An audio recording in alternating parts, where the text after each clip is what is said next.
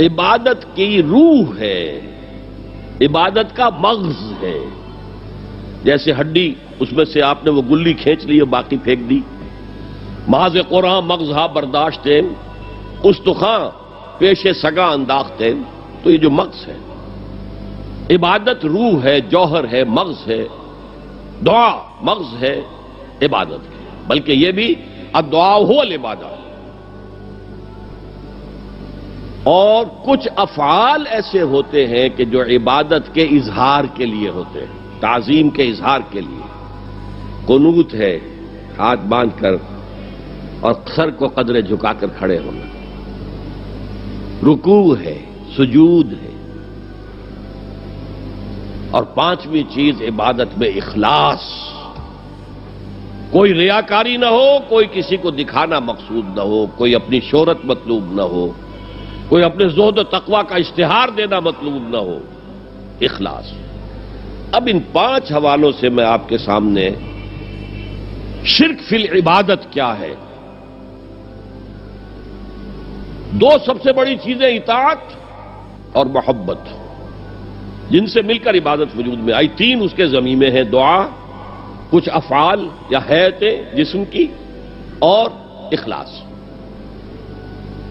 اب دیکھیے شرک فی العبادت کی یہ شکل، شرک فی الاطاعت، وہ کیا ہے؟ اللہ کے سوا کسی اور کی اطاعت جس سے اللہ کی معصیت لازم آتی ہو، شرک. لا طاعت لمخلوق فی معصیت الخالق. مخلوق میں سے کسی کی اطاعت نہیں ہوگی کہ اس معاملے میں جس میں خالق کی معصیت لازم آ رہی. ہاں، خالق کے احکام کے اندر اندر والدین کا حکم بھی مانو، اطاعت کرو. اساتذہ کا حکم مانو. کسی اور کو اپنا لیڈر مانا ہے، اس کا حکم مانو، لیکن ناٹ بیونڈ. وہ جو سرکل ہے کتاب و سنت کا، اس سے باہر نہیں. لا طاعت لمخلوق فی معصیت الخالق، یہ آپ الجبرے کے فارمولے کے طور پر اپنے سامنے رکھیے.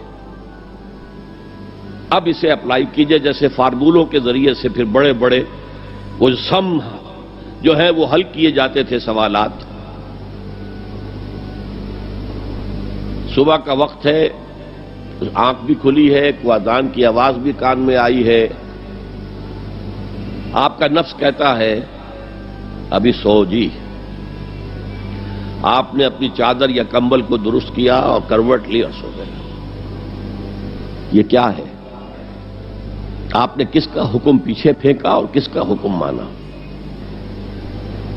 اللہ کے حکم کو پیچھے پھینک دیا، نفس کے حکم کو آگے رکھا. یہ شرک. اس شرک کو جاننے والے بہت کم ہیں.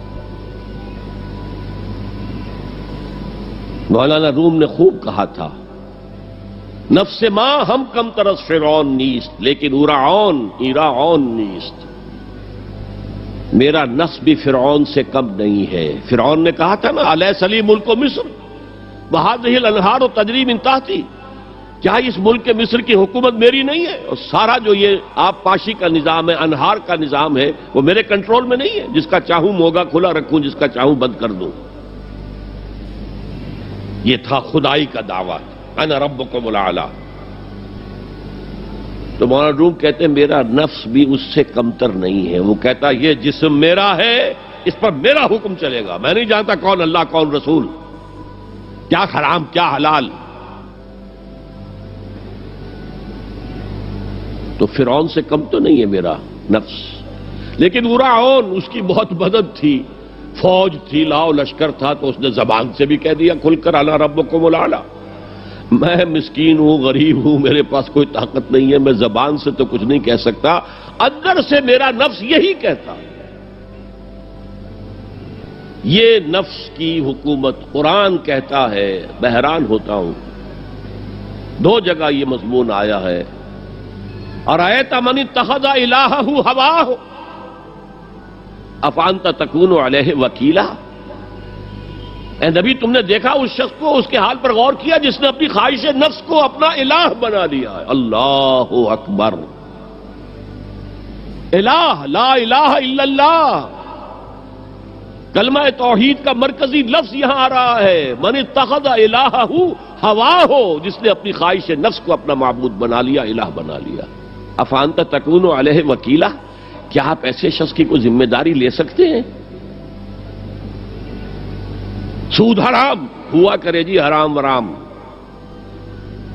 ہمارا دھندا جو ہے وہ آگے بڑھ نہیں سکتا، تو اللہ کے حکم کو پیچھے ڈالا، نفس کے تقاضے کو آگے رکھا۔ کون معبود ہے آپ کا؟ نام عبداللہ رکھیے، نام عبد الرحمن رکھیے، ہے عبد النفس، نفس کے بندے، نفس کے غلام۔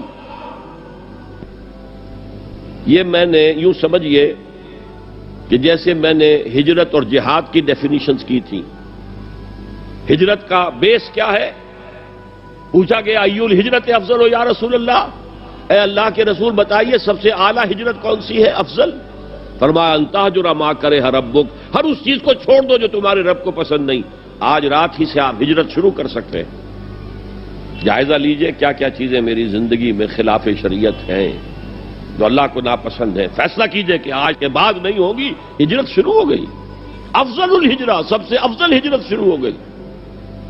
لیکن ٹاپ پر لے جائیے تو یہ ہجرت جب اللہ کے دین کو قائم کرنے کی جدوجہد اس مرحلے پر آ جائے کہ اب باطل کے ساتھ ٹکراؤ ہے اور اب چاہیے کہ ساری قوت ایک مرکز پر جمع ہو جائے، ہجرت فرض کر دی گئی، وہ ہجرت گھر بار چھوڑ کر، اہل و عیال کو چھوڑ کر اور مکے کے بھیڑیوں کے رحم و کرم پر چھوڑ کر اپنے گھر والوں کو جو لوگ ہجرت کر کے آئے، حکم تھا۔ ہجرت مدینہ فرض تھی، ہجرت حبشہ فرض نہیں تھی، صرف اجازت تھی کہ جن سے سختیاں نہیں جھیلی جا رہی مزید وہ چلے جائیں۔ تو ہجرت کا یہ ابتدائی نقطہ، انتہا یہ جہاد، المجاہد من جاہد نفسہ، جہاد تو یہاں سے شروع ہو گیا، اپنے نفس کے خلاف جہاد کرنا۔ صبح نفس نے کہا ابھی سو جاؤ، آپ نے نفس کی بات کو رد کیا، اپنا کمبل اٹھا کے پھینکا، اٹھے، وضو کیا، نماز کے لیے آپ مسجد چل دیے، آپ نے جہاد کیا نفس کے خلاف، یہ افضل الجہاد ہے۔ اور سب سے چوٹی اوپر یہ ہے کہ جب وہ حق و باطل کی جنگ ہو تو جان ہتھیلی پر رکھ کر میدان میں حاضر ہو جاؤ۔ اسی طرح یہ جو شرک فی الاطاعت ہے، میں نے آپ کو اس کی ابتدا بھی بتا دی انفرادی سطح پر۔ افرأیت من اتخذ الہہ ہواہ افانت تکون علیہ وکیلا، کیا تم نے غور کیا اس شخص کی حالت پر جس نے اپنی خواہش نفس کو اپنا معبود بنا لیا، الہ بنا لیا، کہہ رہا ہے لا الہ الا اللہ، لا الہ الا اللہ، لیکن الہ تو اس کا نفس ہے۔ اب اس کو انتہا پر لے جائیے۔ عہد حاضر کا سب سے بڑا شرک، سب سے بڑا شرک، سب سے بڑا شرک عوامی حاکمیت کا تصور ہے۔ حاکم اللہ کے سوا کوئی نہیں، ان الحکم الا للہ۔ ظاہر بات ہے فرعون نے اگر دعویٰ کیا تھا میں تمہارا خدا ہوں، انا ربکم الاعلی، تو کیا اس کا مطلب یہ تھا کائنات میں نے پیدا کی ہے، تمہیں میں نے پیدا کیا؟ ذرا سوچئے، کیا وہ بزرگ موجود نہیں ہوں گے جنہوں نے اسے دیکھا ہو کہ آج اس کی ولادت ہوئی تھی، کل اس کی کوئی اور سیری بنی ہوئی تھی؟ یہ کیسے دعویٰ کیا تھا؟ میرا حکم چلے گا، میں نہیں جانتا، الیس لی ملک مصر، مصر کی حکومت میری ہے کہ نہیں؟ یہ دعویٰ تھا، یہ خدائی کا دعویٰ ہے۔ کسی زمانے میں وہ فرد ہوتے تھے، نمرود ہوتے تھے، نماردہ، فراعنہ۔ جمال عبد الناصر نے نعرہ لگایا تھا نحن ابناء الفراعنہ، بڑے فخر کے ساتھ ہم فرعونوں کی اولاد ہیں۔ اور صدام نے لگایا تھا نعرہ نحن ابناء النماردہ، ہم نمرودوں کی اولاد ہیں۔ عراق کے بادشاہوں کا لقب نمرود تھا اور مصر کے بادشاہ فراعنہ تھے، فرعون تھے۔ زمانے کا جب ارتقاء ہوا ہے اور اس میں فیصلہ کن کام جو ہے وہ حضور نے صلی اللہ علیہ وسلم، جب حضور کی حیات طیبہ کے بعد خلافت انفرادی سے اجتماعی ہو گئی۔ جب تک نبوت جاری تھی نبی ہی خلیفہ ہوتا تھا اللہ کا، اس کی ہاٹ لائن اللہ کے ساتھ وحی کی لگی ہوئی ہے، ادھر سے حکم آتا ہے وہ امپلیمنٹ کرتا ہے، جہاں اس کا حکم نہیں ہے وہ اپنا بیسٹ ججمنٹ استعمال کر کے فیصلہ کرتا ہے۔ یہی ہے وائس جیرنسی، یہی ہے خلافت، ایسنس آف خلافت یہی ہے. جیسے وائس رائے دلی میں ہوتا تھا، ہمارا بادشاہ یا ملکہ تو انگلستان میں ہوتے تھے. اب جو ہز میجسٹیز گورنمنٹ یا ہر میجسٹیز گورنمنٹ سے حکم آیا، وائس رائے اس میں کوئی تغیر و تبدل نہیں کر سکتا. He has to implement it as such. جہاں کوئی حکم نہیں ہے تو وہ مقام پر بیٹھا ہے، آن دی اسپاٹ ہے، حالات کو دیکھے اور جو مملکت اور کنگڈم کی مصلحت میں سب سے بہتر نظر آئے وہ فیصلہ کر لے. لیکن حضور پر نبوت ختم تو خلافت کلیکٹیو ہو گئی، خلافت المسلمین. اگرچہ شروع میں امیر المومنین کہا جاتا تھا، کچھ عرصے کے بعد خلیفت المسلمین یہ اصطلاح جو ہے وہ عام ہوئی. اسی طرح انفرادی ملوکیت کی بجائے اجتماعی ملوکیت کا تصور جو ہے شیطان نے پٹی پڑھائی. ابلیس کی مجلس شورا جو اقبال کی بڑی ہی یوں سمجھیے کہ اہم ترین نظموں میں سے امت مسلمہ کے نام پیغام پر مشتمل وہ نظم جو ہے، اور وہ ان کے آخری ایام کی ہے اور وہ ان کی زندگی میں چھپی بھی نہیں تھی. ارمغان حجاز ان کے انتقال کے بعد چھپی ہے، جس میں آخری جو کلام تھا فارسی اور اردو دونوں کا جمع کر دیا گیا، ورنہ اس سے پہلے فارسی علیحدہ چھپتی تھی کتابیں، اردو کی علیحدہ. لیکن اب اتنا کم تھا کہ ان کے لیے علیحدہ کتابیں شائع کرنا مناسب نہیں سمجھا گیا. ابلیس نے مجلس شورا بلائی. ایک مجلس شورا کے جو رکن نے کہا کہ دیکھو جمہوریت کا دور آ گیا ہے، اب ہماری ابلیسیت کو تو بڑا خطرہ ہے، ابلیسی نظام تو ختم ہو جائے گا. جمہوریت توڑ دی بندوں نے آقاؤں کے خیموں کی تناب. یہ تو عوام نے جو ہے اپنے آقا بیرنز اور لارڈز اور بادشاہوں کے خیموں کی تنابیں توڑ دی، گرا دیے خیمے. یہ تو انقلاب آ رہا ہے. میرے آقا وہ جہاں زیر و زبر ہونے کو ہے، جس جہاں کا ہے فقط تیری سیاست پر مدار. ابلیس کیا کہتا ہے بڑے ٹھنڈے انداز میں، ہم نے خود شاہی کو پہنایا ہے جمہوری لباس، جب ذرا آدم ہوا ہے خود شناس و خود نگر. آج آدمی میں ایک سیلف امپورٹنس پیدا ہو چکی ہے. یہ بادشاہ کون ہوتے ہیں جو ہمارے سروں پر مسلط ہے، محلوں میں رہتے ہیں، عیش کرتے ہیں، جو خون پسینہ جو ہے وہ کسان کر رہا ہے. ابھی انڈسٹریل ریولوشن تو نہیں ہوا تھا، وہ ساری بات جو تھی وہ زرعی معیشت تھی. خون پسینہ وہ کرتا ہے، فصل میں سے لائنز شیئر آ کر بیرن اور لارڈ وہ لے گیا، اور اس میں سے ایک حصہ اس نے بادشاہ کو پہنچایا، ایک اپنے پاس رکھا. ظالمانہ نظام ہے. تو ہم نے دیکھا کہ انسانوں میں کچھ شعور پیدا ہو گیا، خود شعوری. تو ہم نے ملوکیت کو ڈھال دیا نئے سانچے میں. ہم نے خود شاہی کو پہنایا ہے جمہوری لباس. وہ گندگی جو فرعون کے سر پر ٹنوں کے حساب سے رکھی ہوئی تھی، ہم نے کہا تولا تولا سب میں تقسیم کر دو، ایک ایک ووٹ سب کے ہاتھ میں دے دو اور کہہ دو تم حاکم ہو. ہم نے خود شاہی کو پہنایا ہے جمہوری لباس، جب ذرا آدم ہوا ہے خود شناس و خود نگر. تو نے کیا دیکھا نہیں مغرب کا جمہوری نظام، چہرہ روشن اندروں چنگیز سے تاریک تر. It is the dictatorship of the capitalist, جسے جمہوریت کا نام دیا جا رہا ہے. کھیل ہے، تماشا ہے. تو آج کی دنیا کا سب سے بڑا شرک اسے کوئی جانتا ہی نہیں. وہ شرک فی العقیدہ ان کو معلوم ہے، اور اس کے اوپر فتوے بھی وہ لگا دیں گے. کوئی قبر کے سامنے کھڑے ہو کر کوئی دعا کر رہا ہے، کسی کو رکوع کر لیا، کسی نے سجدہ کر لیا، تو خیر ٹھیک ہے، وہ تو ایک شرک جلی ہو رہا ہے، وہ تو معلوم ہے، اس کی نفی ہو رہی ہے. لیکن یہ وہ تھے شرک جو پہلے تھے. آج کا شرک بالکل اور ہے. آج کا شرک دو میں گنوا دیتا ہوں آپ کو. ایک ہے عوامی حاکمیت کا تصور، ایک ہے مادہ پرستی کا تصور. مادے پر سارا توکل اور اعتماد ہے. اللہ پر کہاں توکل رہا، کہاں اعتماد رہا. میٹیریلزم یہ ایک مذہب ہے، یہ ایک فلسفہ ہے.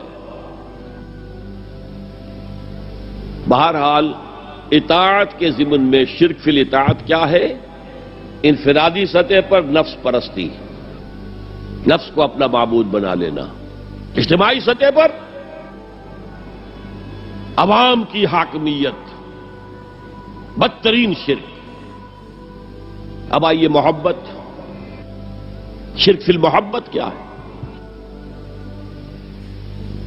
اگر کسی بھی شے اور کسی بھی انسان کی محبت اللہ کی محبت سے بڑھ جانا تو دور کی بات ہے، برابر بھی آ کر ہم نشین ہو گئی، بیٹھ گئی، تو یہ شرک ہے۔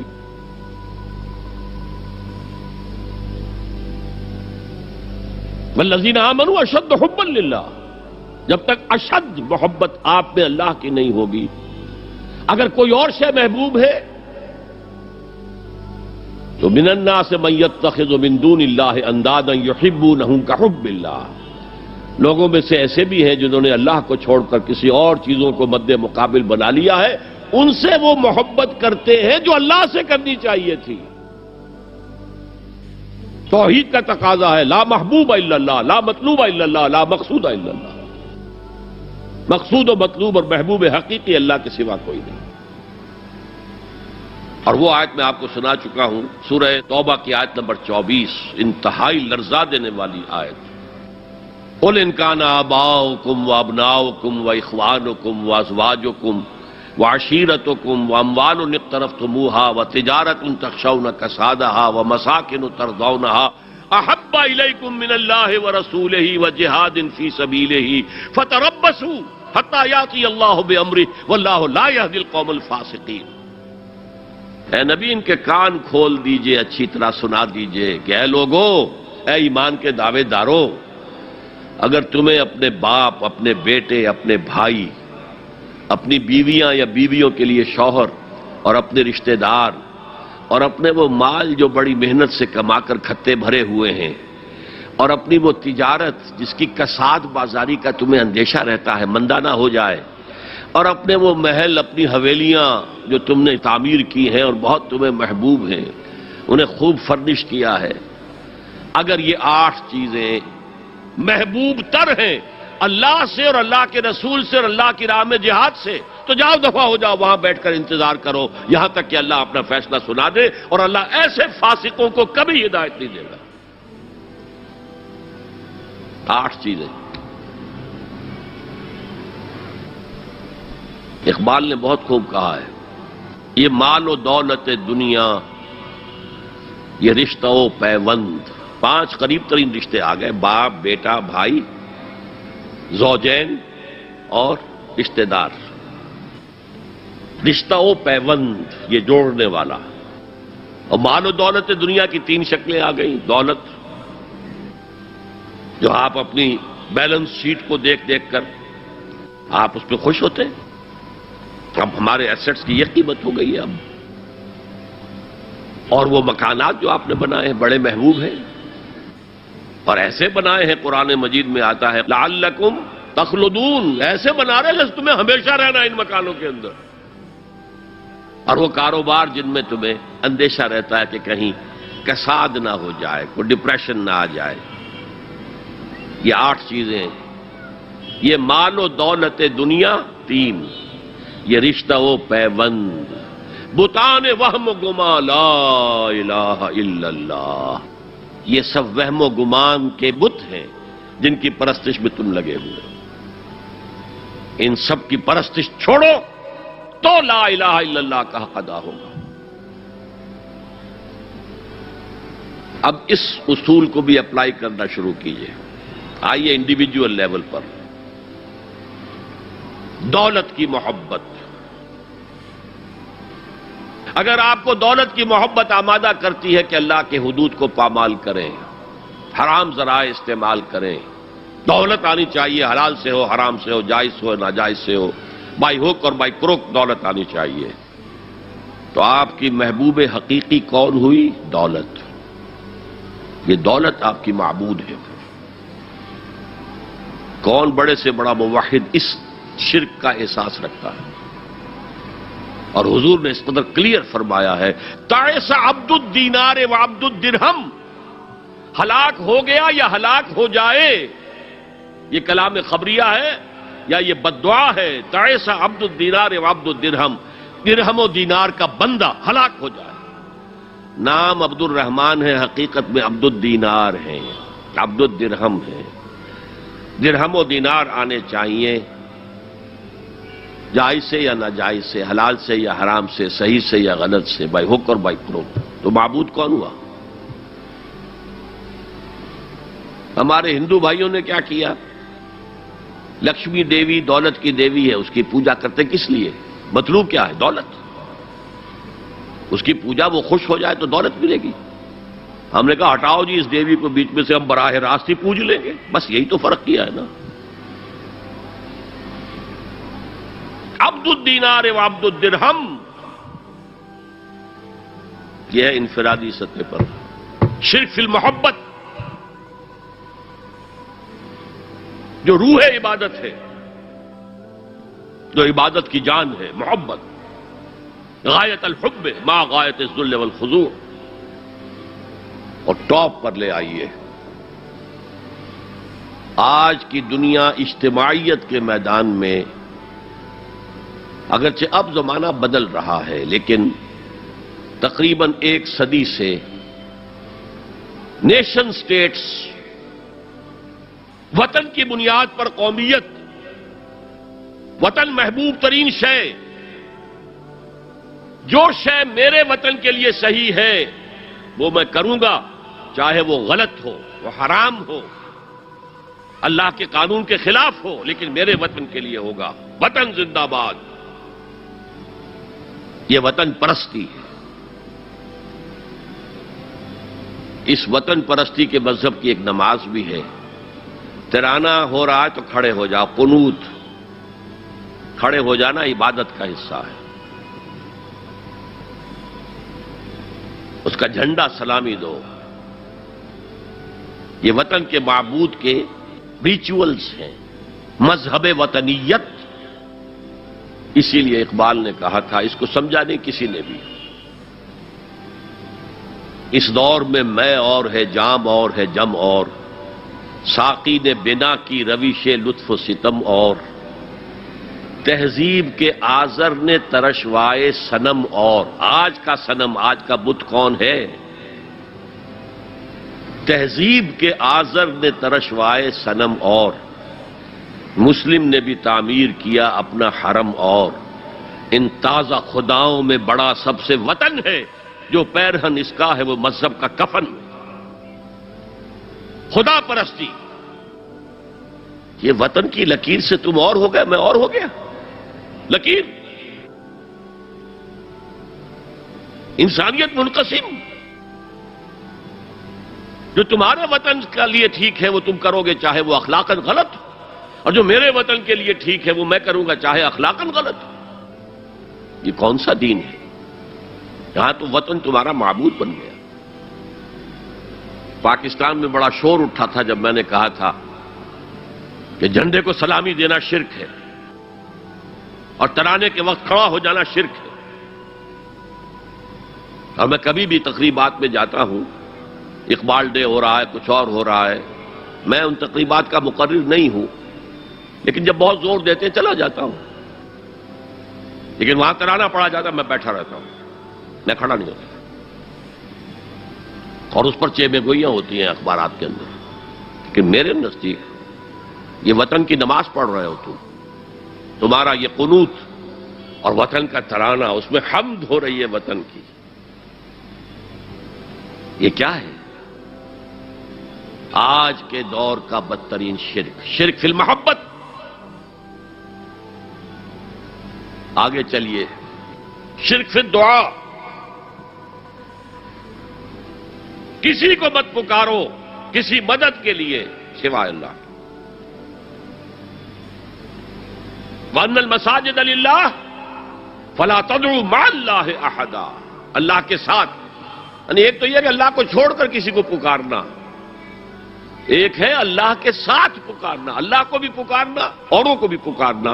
بدترین شرک ہے دعا اللہ کے لیے، ندا اللہ کے لیے۔ اس کا بھی ذرا میں تجزیہ کر دوں آپ کو۔ دیکھیے، ایک ہے عام مادی قوانین دنیا کے جو ہے اس کے تحت کسی سے مدد چاہنا، بھائی ذرا مجھے پانی پلا دینا، یہ بھی آپ نے مدد چاہیے ہے نا۔ حضور کے بارے میں تو آیا ہے کہ آپ اتنے خوددار تھے صلی اللہ علیہ وسلم کہ اگر سواری پر ہوتے تھے اور آپ کا کوڑا نیچے گر جاتا تھا تو کسی سے یہ نہیں کہتے تھے کہ یہ کوڑا مجھے اٹھا کے دے دو، بلکہ خود سواری سے اتر کر کوڑا اٹھاتے تھے۔ تو یہ جو قانون مادی ہے، اس کے تحت مدد مانگنا کوئی بری بات نہیں ہے، کوئی غلط بات نہیں۔ ماورائی اعتبار سے، غیبی اعتبار سے کسی سے مدد مانگنا، کسے باشد کوئی ہو، شرک فی الدعا۔ ان المساجد للہ فلا تدعوا مع اللہ احدا۔ ایک ہے استعارتن، استعارتن اقبال کہتا ہے ہمالا ہے فصیل کشور ہندوستان، تو یہ خطاب بالکل ایک استعارہ سا ہے۔ اسی معنی میں مولانا حالی نے اپنی مسدس کے اختتام پر جو مناجات لکھی ہے، خاصہ خاصان رسول وقت دعا ہے، امت میں تیری آ کے عجب وقت پڑا ہے، وہ دی جو بڑی شان سے نکلا تھا وطن سے، پردیس میں وہ آج غریب الغربا ہے۔ تو اس معنی میں اس لفظ استعمال ہو جائے تو اس پر بہت زیادہ الرجک بھی نہیں ہونا چاہیے، لیکن غیبی طور پر کسی کے بارے میں یہ عقیدہ رکھ کر کہ وہ میری مشکل کشائی کر سکتا ہے، حاجت روائی کر سکتا ہے، میری مدد کر سکتا ہے، یہ شرک ہے، اور اس کے شرک ہونے میں کوئی شک نہیں۔ ان المساجد للہ فلا تدعوا مع اللہ احد۔ اب دیکھیے ہمارے یہ فرشتے یہاں بیٹھے ہیں نا، ہم کہہ سکتے ہیں ذرا بھائی میرا یہ کام کر دینا؟ نہیں کہہ سکتے۔ جبرائیل کو پکار سکتے ہیں، اے جبرائیل ذرا میرا یہ کام کر دینا؟ نہیں، وہ عالم غیب کی شے ہے۔ کسی ولی اللہ کی روح کو پکار کر کہنا کہ میری یہ مشکل دور کر دے؟ نہیں، اللہ سے کہیں، اللہ کو پکارے، اللہ جس کے ذریعے سے چاہے آپ کی ضرورت پوری کر دے۔ اس ضمن میں کہوں گا کہ شاہ ولی اللہ دہلوی نے ایک بات کہی ہے، اگرچہ مجھے اس کی کوئی دلیل اپنے طور پر انڈیپینڈنٹلی کتاب و سنت میں نہیں ملی ہے، لیکن شاہ صاحب کا ایک مقام مرتبہ ہے جو میری نگاہ میں بہت بلند ہے۔ میرے نزدیک دو عظیم شخصیتیں عالم اسلام کی، امام ابن تیمیہ اور امام غزالی کو جمع کریں تو شاہ ولی اللہ بنتے ہیں، اتنی عظیم شخصیت ہے۔ انہوں نے یہ لکھا ہے کہ جو اللہ کے برگزیدہ بندے ہوتے ہیں، اولیاء اللہ، اللہ تعالیٰ ان کی ارواح کو ان کے فوت ہونے کے بعد ملائکہ کے طبقہ اسفل میں شامل کر دیتے ہیں، اور وہ بھی جس طرح وہ ملائکہ اللہ کے احکام کی زمین میں تنفیذ کر رہے ہیں، وہ بھی اسی کام میں لگ جاتے ہیں۔ میں نے عرض کیا کہ میرے پاس انڈیپینڈنٹلی کوئی دلیل نہیں ہے اس کے حق میں، لیکن شاہ صاحب کا فرمانا خود میرے لیے ایک درجے میں دلیل ہے۔ لیکن یہاں ایک تو یہ نوٹ کرنے کا، ملائکہ کا طبقہ اسفل، ملائکہ کا سب سے نچلا طبقہ، اور اللہ کے حکم کی تنفیذ کرتے تو فرشتے کر رہے ہیں، وہ بھی ہوں، ہمیں اس سے کیا غرض ہے؟ ہم نہ فرشتے کو پکار سکتے ہیں اور نہ کسی ولی اللہ کو پکار سکتے ہیں۔ پکارو اللہ کو۔ قال ربکم ادعونی استجب لکم ان الذین یستکبرون عن عبادتی سیدخلون جہنم داخرین۔ تمہارا رب کہتا ہے مجھے پکارو، مجھ سے مانگو، میں تمہیں دوں گا، تمہاری دعا سنوں گا، قبول کروں گا، اور جو بربنائے تکبر مجھ سے نہیں مانگتے وہ جہنم میں داخل ہوں گے، ذلیل و خوار ہو کر۔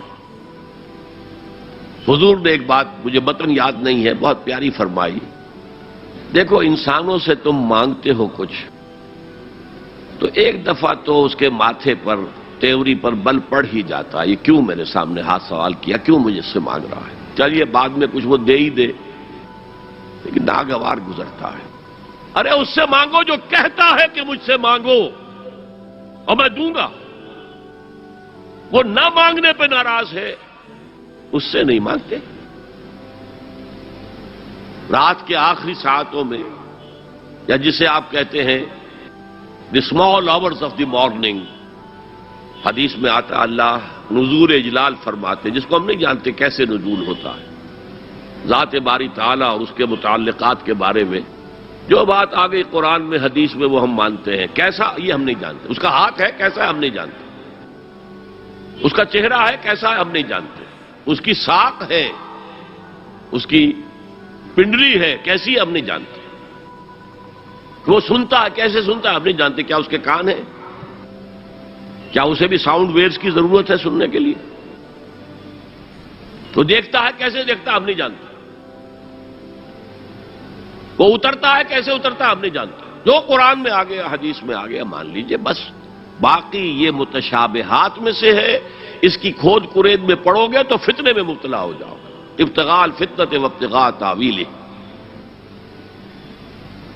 لہذا حدیث میں آتا ہے کہ رات کی آخری ساعتوں میں اللہ سمائے دنیا تک نزول فرماتے ہیں اور پھر ندا لگتی ہے، حل من سائل فاعطیہ، ہے کوئی سوال کرنے والا مانگنے والا کہ میں اسے دوں،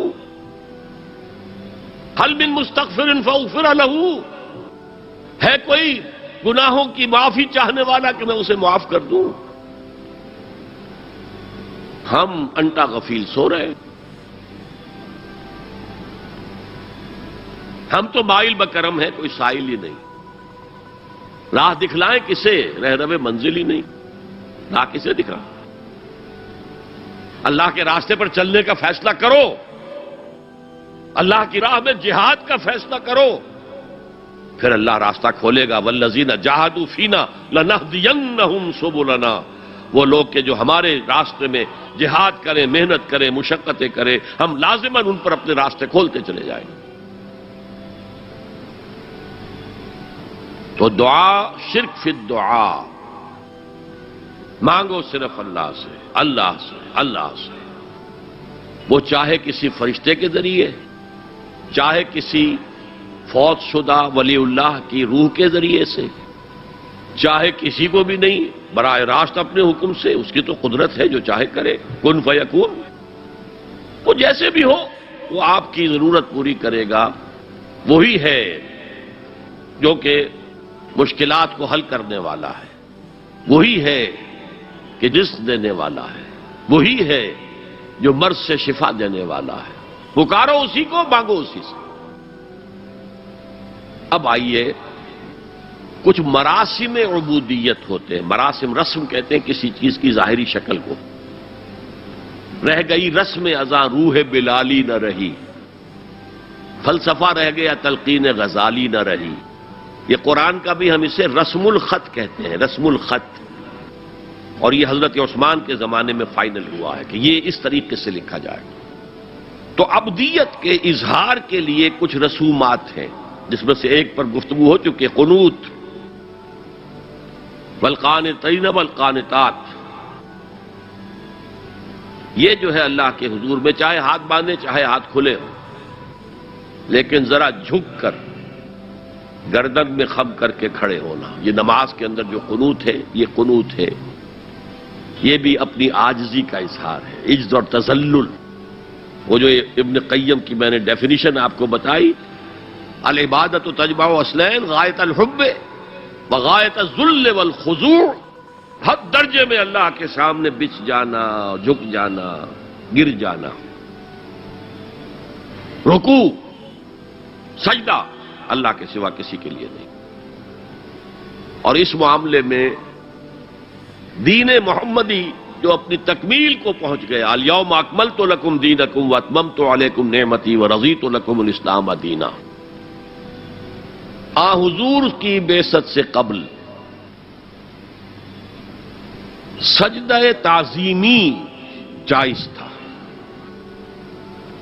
کسی شخص کی تعظیم کے لیے، اس کی عزت کے لیے اس کے سامنے سجدہ کرنا جائز تھا۔ حضرت یوسف کے سامنے ان کے والدین اور 11 بھائی سجدے میں گر گئے، بچپن میں خواب دیکھا تھا اور 40-50 سال بعد اس کی تعبیر بالفعل ایک اس واقعے کے طور پر سامنے آ گئی۔ سجدہ کرنا، جھکنا، سجدہ کرنا، یہ جائز تھا سجدہ تعظیمی۔ حضور پر شریعت مکمل، توحید مکمل، اب ہر نوع کا سجدہ حرام مطلق ہے سوائے اللہ کے کسی کو۔ ہمارے مسلمانوں نے بھی اپنے دور ملوکیت میں سجدہ تعظیمی شروع کرا. عدالت کے اندر بادشاہ کے دربار میں جا رہے تو سجدہ، سر جھکا کر رکوع کی حالت میں. یا آپ کے پڑوس میں جو حیدرآباد کی ریاست تھی، سلام کیسے کرتے تھے، کتنے جھکتے تھے، اور پھر وہ جھک کر وہ سلام ہو رہے. یہ مشرکانہ فعل ہے. مغلیہ دربار میں بھی تھا. شیخ احمد سرہندی رحمت اللہ علیہ نے کہا غلط ہے، حرام ہے، جائز نہیں. دربار میں شکایت پہنچ گئی. آخر مخبری کرنے والے بھی تھے، حاسد بھی تھے. وَمِن شَرِّ حَاسِدٍ إِذَا حَسَدَ. طلبی ہو گئی، بلایا گیا دربار میں حاضری. اور ایسا اہتمام کیا گیا کہ جب حضرت مجدد آگے آئیں بادشاہ تک جانے کے لیے تو درمیان میں ایک دیوار سی حائل کر کے اس میں کھڑکی کھول دی کہ اس میں سے جھک کر گزریں گے نا تو رکوع کسی درجے میں تو ہو جائے گا. رکوع بھی سجدے ہی کی ایک شکل ہے، سجدے کا ہاف کہہ لیجئے. لیکن یہ کہ جب آیات سجدہ آتی ہے قرآن مجید میں تو عام نمازوں میں میں دیکھتا ہوں کہ وہ آیات سجدہ والی آیات پڑھی نہیں جاتی، حالانکہ ان کی ایک خاص کیفیت ہے. تراویح میں تو پڑھی جاتی ہے لیکن پہلے بتا دیتے ہیں کہ یہ دوسری رکعت میں یا پہلی رکعت میں سجدہ آ رہا ہے تو لوگ تیار ہوتے ہیں. رکوع بھی اگر فوراً ہو جائے آیت سجدہ کے بعد تو اس سے بھی اس سجدے کا حق ادا ہو جاتا. بہرحال حضرت شیخ مجدد رحمت اللہ علیہ دربار میں آئے تو اس کھڑکی میں سے پہلے پاؤں گزارے، پھر اپنا سر نکالا، پھر جیل میں ڈال دیا گیا، کوئی پرواہ نہیں. حاضر ہوا میں شیخ مجدد کی لحد پر، وہ خاک کے ہے زیر فلک مطلع انوار. گردن نہ جھکی جس کی جہانگیر کے آگے، جس کے نفس گرم سے ہے گرمی احرار. وہ ہند میں سرمایہ ملت کا نگہباں، اللہ نے بر وقت کیا جس کو خبردار. دین الہی، دین محمدی کے خاتمے کا اعلان تھا. اب بڑے بڑے مولویوں نے یہ اکبر کو سبق پڑھایا تھا، بڑے مولوی، درباری مولوی، انہوں نے سبق پڑھایا تھا. اللہ کا ایک دن 1000 برس کا ہوتا ہے اور اللہ کا ہر معاملہ 1000 سال تک ہوتا ہے. اب 1000 سال ہو گئے محمد کی رسالت کو، ان کی رسالت کا دور ختم صلی اللہ علیہ وسلم. اب دوسرا 1000 سال، اسی لیے الف ثانی کہتے ہیں نا، الف ہزار کو کہتے ہیں الف ثانی. یہ دوسرا 1000واں سال جو شروع ہو گیا ہے، اس میں ایک نئے دین کی ضرورت ہے. وہ دین اکبری ہے، دین الہی ہے. اور دین الہی کیا تھا؟ یہ ایک بہت بڑی سیاسی تدبیر تھی، اصل میں بہت بڑی سیاسی تدبیر. اور اس کا ظہور بعد میں بھی ہوا ہے ہندوستان کی سرزمین میں. وہ یہ کہ ہندوستان کی ترقی میں جو چیز سب سے بڑی رکاوٹ ہے وہ مذہبی اختلافات ہیں. لہذا ایسا کرو سارے مذاہب جو ہیں اسے ہاون دستے میں ڈالو، کوٹ کوٹ کے چورا چورا کر کے بناؤ صفوف، اور یہ مذہب سب کا ہو جائے تو مذہبی اختلافات ختم ہو جائیں گے. دوسری بات ان کی سمجھ میں یہ آ گئی کہ اصل میں اختلاف رسالت اور شریعت کی بنیاد پر ہوتے ہیں. لہذا دین الہی، بس خدا کو مانو، بس رسالت وغیرہ کو چھوڑو. خدا تو سب کا رب ہے، اسے آپ پرماتما کہہ لیں، مہادیو کہہ لیں، جو چاہے کہہ لیں، اللہ کہہ لیں، رام کہہ لیں. قل ادعوا اللہ والرحمن ایما تدعوا فلہ الاسماء الحسنی. قرآن کہتا ہے تم اللہ کہہ کر پکار لو یا رحمان کہہ کر پکار لو، جس کو بھی تم پکار رہے ہو یہ جان لو کہ تمام اچھے نام اسی کے ہیں. یہ فلسفہ تھا بہت گہرا. وہ جاہل تھا، ان پڑھ تھا، لیکن بہت بڑا سیاستدان تھا اکبر، اس میں کوئی شک نہیں. لیکن یہ کہ اگر ایک حکومت، اور جو سب سے بڑا مغل اعظم جس کو کہتے ہیں، اس کے زمانے میں مسلمانان ہند جو ہیں سیاسی اعتبار سے اپنے عروج پر تھے، لیکن دینی اعتبار سے پاتال کا معاملہ آ گیا تھا کہ دین محمدی ختم. 1000 سال کا ایک دن ہے اور وہ ختم ہو چکا. اللہ نے اٹھایا مجدد الفسانی رحمت اللہ علیہ. اور ان کی درویشانہ مساعی کے ذریعے سے. اب دیکھیے اس زمانے میں تصوف کے ذریعے سے سب سے بڑا شرک آ رہا تھا. وحدت الوجود کی ایسی تعبیرات ہو رہی تھی جو ہماوست بن گئی تھی. ہماوست اور وحدت الوجود کے درمیان تو زمین آسمان کا فرق ہے. ہماوست میں کائنات حقیقی ہے، خدا اس میں حل ہو چکا ہے، اس کے اندر ظاہر ہو گیا.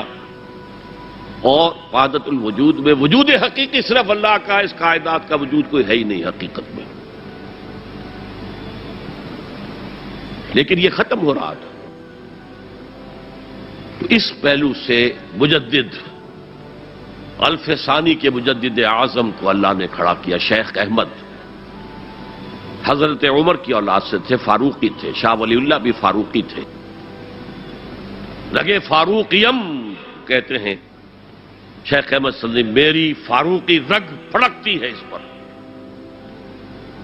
اس کے نتیجے میں وہ دین الہی کا خاتمہ ہوا. بعد میں ہمارے ہاں یہ آیا ہے ہندوستان میں برہمو سماج، برہمو سماج. اور گاندھی جی بھی اسی فلسفے کے قائل تھے، وحدت ادیان کے.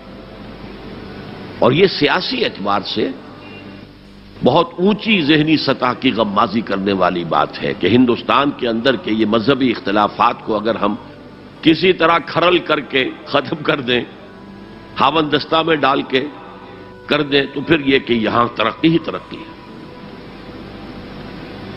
بہرحال سجدہ گردن نہ جھکی جس کی جہانگیر کے آگے، جس کے نفس گرم سے ہے گرمی احرار. وہ ہند میں سرمایہ ملت کا نگہباں، اللہ نے بر وقت کیا جس کو خبردار. تو ہم نے شرک فی العبادت میں پہلے بات کی شرک فی الاطاعت. انفرادی سطح پر نفس معبود، اجتماعی سطح پر عوام کی حاکمیت، بدترین شرک اس دور کا، عظیم ترین شرک. اتنے بڑے پیمانے کا شرک کبھی نہیں ہوا دنیا میں. اس کے بعد شرک فی المحبت، مال کی محبت، تعس عبد الدینار و عبد الدرہم.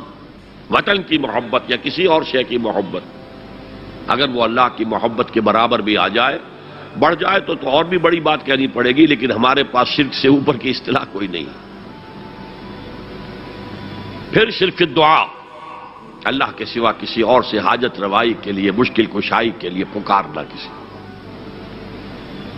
پھر شرک فی المراسم العبودیہ، قنوت ہے، رکوع ہے، سجود ہے، یہ ذل والخضوع کی، کسی کے سامنے جھک جانے کی ایک علامت ہے، سمبل ہے. اب آخری ہے اس میں اخلاص، اور اخلاص کی ضد کیا ہے؟ ریاکاری.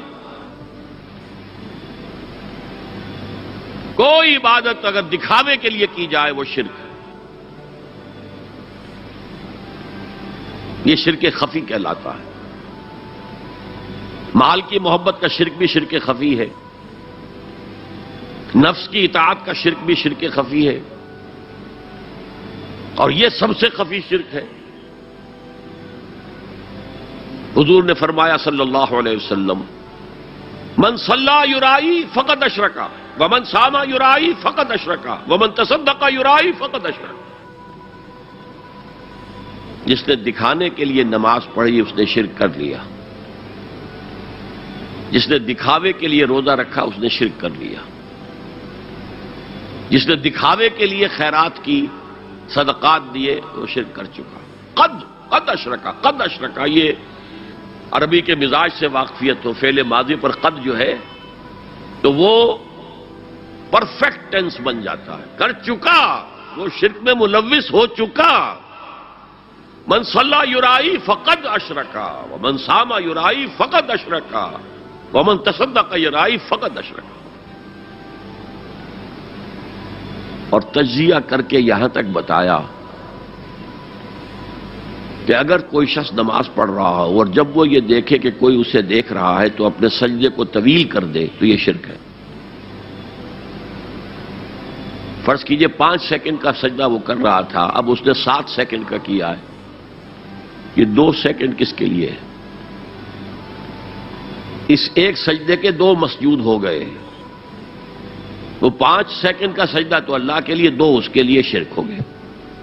ایک اور بات فرمائی صلی اللہ علیہ وسلم، شرک خفی کو پہچاننا اور دیکھنا اتنا ہی مشکل ہے جتنا کہ کسی سیاہ شب میں، تاریک رات میں کسی سیاہ پتھر پر چلنے والی سیاہ چیونٹی کو دیکھنا مشکل ہے. تشبیہ کا بلاغت اور فصاحت کی انتہا ہے. جیسے میں نے عرض کیا تھا کہ ایک جوڑے کی 2 جوتیوں کے مابین جو مشابہت ہے، امت مسلمہ اور سابقہ امت بنی اسرائیل کی، ان کے اوپر جو حالات وارد ہوئے ان میں وہی مشابہت. تاریک شب ہے، سیاہ پتھر ہے، اس پر سیاہ چیونٹی رینگ رہی ہے. جتنا اس کو دیکھنا مشکل ہے اتنا ہی شرک خفی کو پہچاننا مشکل. کدھر کدھر سے آپ پر حملہ آور ہو جائے گا، کدھر کدھر سے آ کر آپ کی عبادت میں، آپ کی توحید میں نقب لگائے گا، اس کا آپ کو اندازہ ہو نہیں سکتا. بڑا مشکل ہے، بہت زیادہ چوکس رہنے کی ضرورت ہے. اور اس کا علاج بتایا گیا ہے خاص طور پر عبادات کے ضمن میں، کہ کچھ نہ کچھ عبادت نفل بھی کی جائے، اور نفل عبادت اس طور سے کی جائے کہ کسی کو پتہ نہ چلے. اب ہمارا حال یہ ہو گیا کہ ساری، اگر کوئی عشاء کی 17 رکعتیں پڑھتا ہے، سب کی سب مسجد میں پڑھتا ہے. حالانکہ صحابہ کے دور میں مسجد تھی فرائض کی ادائیگی کی. باقی جا کر نماز گھر میں پڑھو گے وہ افضل ہے.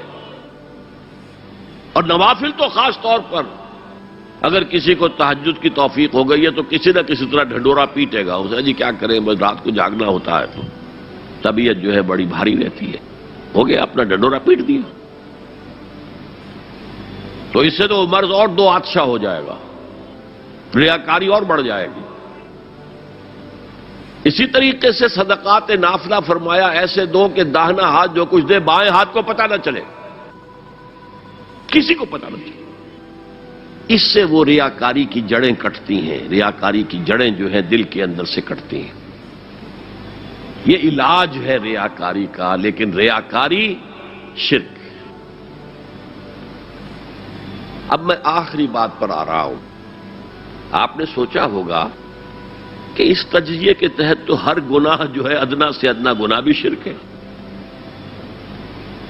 فجر کی نماز کے وقت اگر اٹھ کے نہیں گئے اور چادر یا کمبل کو سیدھا کر کے لیٹ گئے تو یہ شرک ہے. پھر کون سے گناہ ہے جو اللہ معاف کرے گا؟ یہ جو میں نے آیت آپ کو 2 دفعہ جو آئی ہے سورہ نساء میں سنائی، ان اللہ لا یغفر ان یشرک بہ ویغفر ما دون ذلک لمن یشاء. اللہ تعالیٰ اس کو تو ہرگز نہیں بخشے گا کہ اس کے ساتھ شرک کیا جائے، البتہ اس سے کم تر جس کو چاہے گا بخش دے. تو جان لیجئے یہ جو باریک تجزیہ میں نے کر کے بتایا ہے یہ اپنی جگہ 100% درست ہے. لیکن ان میں جو یہ چیزیں ہیں، کوئی کوتاہی ہو گئی، کوئی گناہ ہو گیا، کوئی شریعت کی مخالفت ہو گئی، نفس کے کسی اس وقت کے دباؤ میں آ کر یہ گناہ شمار ہوں گے. اگر یہ آپ کی طبیعت ثانیہ نہ بن جائے، اگر یہ آپ کی سیکنڈ نیچر بن گئے تو ایک گناہ بھی ساری تباہی لانے کے لیے کافی ہے. اگر آپ نے ڈیرے ڈال دیے، غلطی ہو گئی، معافی مانگو، توبہ کرو، استغفار کرو، اللہ صاف کر دے گا. نہیں کرو گے تو پھر ایک گناہ پر بھی دوام اگر ہو گیا اور اس گناہ نے ایک نے بھی تمہارا احاطہ کر لیا تو وہ جہنم میں خلود کی وعید قرآن میں آئی ہے. بلا من کسب سیئۃ وَأَحَاطَتْ بِهِ خَطِیَّتُهُ فَأُولَٰئِکَ أَصْحَابُ النَّارِ هُمْ فِیہا خَالِدُونَ. کیوں نہیں جس نے کوئی ایک بھی بڑا گناہ، چھوٹا نہیں، یہ چھوٹے چھوٹے گناہ جو ہوتے رہتے ہیں، گناہ کبیرہ، لمم جن کو کہا گیا ہے، اس کی اللہ تعالیٰ کے ہاں پکڑ نہیں ہے. بلکہ وضو کرتے ہیں تو ہاتھوں کے اس طرح کے گناہ وہ دھل جاتے ہیں، آنکھوں کے گناہ دھل جاتے ہیں. گناہ کبیرہ اگر ایک بھی کریا اور مستقل کیا اور اس پر ڈیرے ڈال دیے اور وہ آپ کا احاطہ کر لیا. آج کے دور میں سود کا نظام، سودی کاروبار، وہ تو آپ کا احاطہ کر گیا. آپ کے پورے وجود کا احاطہ کر گیا. بلا من کسب، اور کسبہ کہتے ہیں جان بوجھ کر کرنا. ایک ہے خطا سے ہو گیا، غلطی سے ہو گیا، وقتی طور پر کوئی تحریک ایسی ہو گئی، غلط ماحول میں بیٹھے ہوئے تھے، اس کے زیر اثر کوئی آپ سے بھی غلط حرکت سرزد ہو گئی، کبھی نفس کا جوش کچھ ایسا ہوا کہ آپ مغلوب ہو گئے، ٹھیک ہے، اسینشلی وہ شرک ہے، لیکن یہ شرک گناہ کے درجے میں شمار ہوگا اگر آپ توبہ کر لیتے ہیں، رجوع کرتے ہیں، استغفار کرتے ہیں، اللہ بخشنے والا.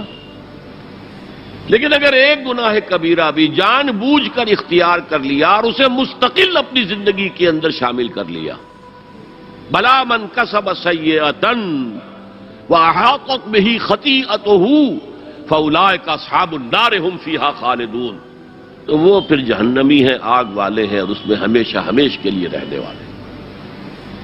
شرک فی ذات کے ضمن میں نے عرض کیا تھا کہ سورہ اخلاص جامع ترین اس کی نفی پر ہے، اور شرک فی صفات کی کامل نفی پر آیت الکرسی ہے. آیت الکرسی ایک لمبی آیت، جیسے آیت البر ایک لمبی آیت تھی، اور اس کو حضور نے فرمایا ہے سیدۃ آیات القرآن، پورے قرآن مجید کی آیات کی سردار ہے یہ آیت.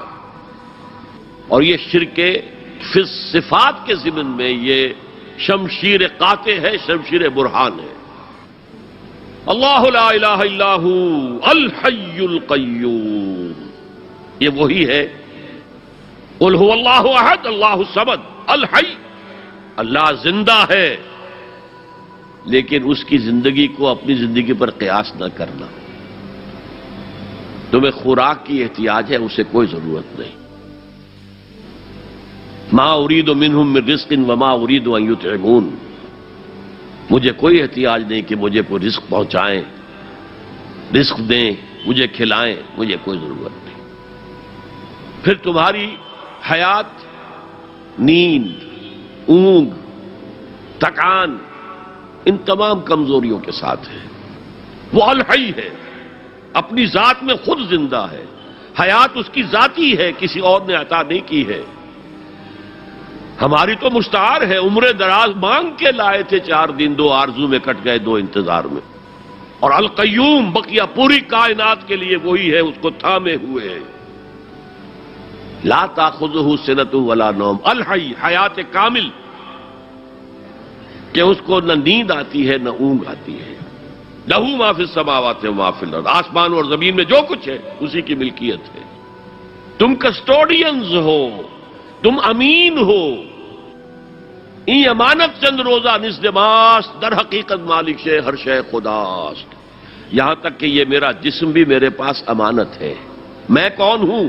میری خودی، میری انا، میری روح جو پوزیس کرتی ہے اس بدن کو، لیکن یہ پوزیشن ملکیت کا نہیں ہے، امانت کا ہے. یہ امانت، یہ ہاتھ بھی امانت ہے، میری زبان بھی امانت ہے، میری آنکھیں بھی امانت ہے. من ذا الذی یشفع عندہ الا باذنہ، یہ یہاں پر انداز بڑا پرجلال. کون ہے وہ جو شفاعت کر سکے اس کے دربار میں مگر اس کے اذن سے؟ کسی کا ذاتی، کسی کا زور، کسی کا اختیار نہیں.